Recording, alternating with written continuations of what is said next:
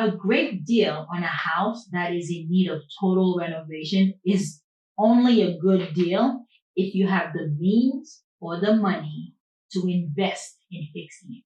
If you don't, you are then stuck with the ruins of a bad financial investment. You may be taking something on now that needs a lot of work from the bottom up. Other people may think it's a really bad idea, but you are the only one who knows for sure. Will you be able to pick up the pieces and put something good back together? You will come to the right answer, but just make sure to consider it realistically. How does that relate to your life today? How does that relate to that broken heart? How does that relate to you feeling stuck? Think about it. Is it worth the rebuilding?